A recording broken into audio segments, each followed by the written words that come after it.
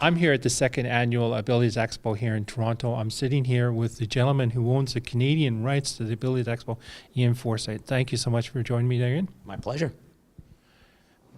What I'd like you to share is a little bit of hindsight into what's happening right now in the Abilities Expo this year.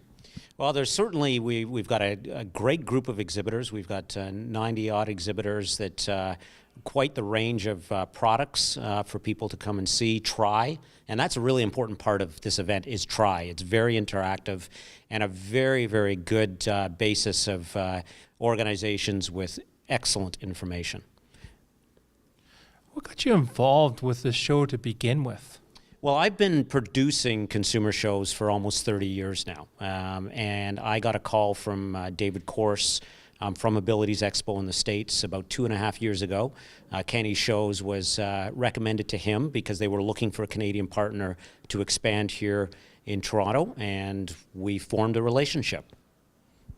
As we're looking at the different communities, throughout Canada, different cities, and you're seeing that there's actually, there's a beginning to get larger and larger percentage of the population that either have some form of disability or health issue, and the list goes on. And what kind of, as you expand into other cities, maybe heading west, possibly to Ottawa, I know you're out of Ottawa, what kind of programs and different things you would like to bring to these cities?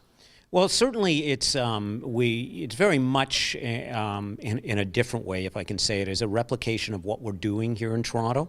Of course, only being our second time here in Toronto, we're learning things constantly in terms of what people need and want at the event, what entertains them.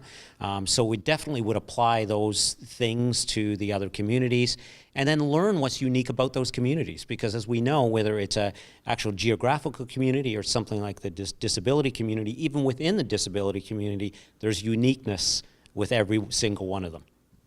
I think some big things about the people, anyone that has any form of health issue or disability, is that most importantly, they must know that they're not alone.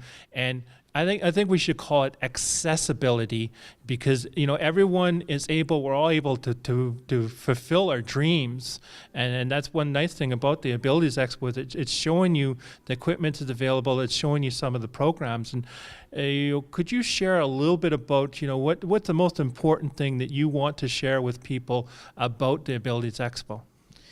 I think certainly I'm going to answer that in a bit of a different way. I got to meet a family at the show in New Jersey last May, and they had adopted a young child from Vietnam quite a number of years ago.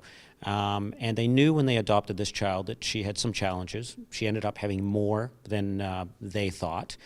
So they struggled for 7 or 8 years.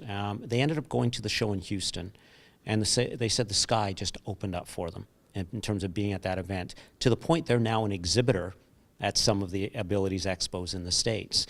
So I think that's really the way I can phrase that. And I share another thing with you, an experience that I had at the Abilities Expo here in Toronto last year. Certainly not an isolated one, but one that has stuck out for me. I saw a young child, a young boy, riding a bicycle for the first time. You couldn't, no matter how hard you try, you could never replicate the joy on that young lad's face.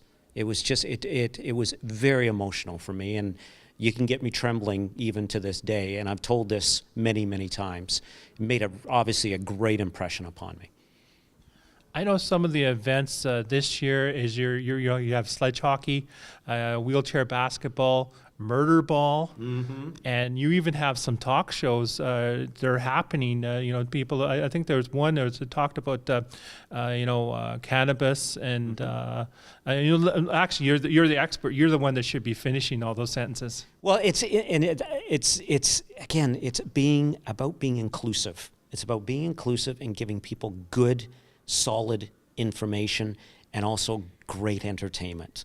It's about being uplifting and loud and enjoyable. And I mean, the events arena is exactly that. You called it murder ball. It's the rugby.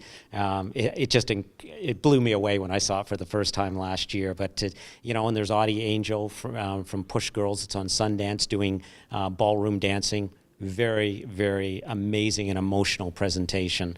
And then, yeah, through the workshops that we have, home accessibility, accessible travel. You mentioned the medical marijuana. I mean, there's just so many great things for people to take advantage of. And we know they are because we ask people how long they stay at the event. And, people are staying here for 3, 4, 5 hours, which is great. As we're looking at, next year, there must be some things, in the wind right now. I know that going to prod you a little bit. Any surprises that we might be able to look forward to?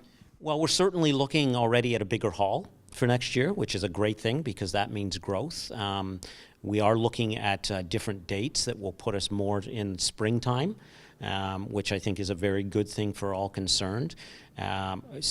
Based on the feedback that I'm getting from exhibitors this weekend, I think we'll see a significant growth just in terms of participating organizations and companies. So it's a very, very positive vibe going out there. Of course, I'm always looking to broaden the scope of the exhibitors that we have involved as well. Getting some of the other categories of disability more involved in the event as much as we can. I want to thank you for your time. You and you're amazing, gentlemen. You're quite welcome. I appreciate the opportunity.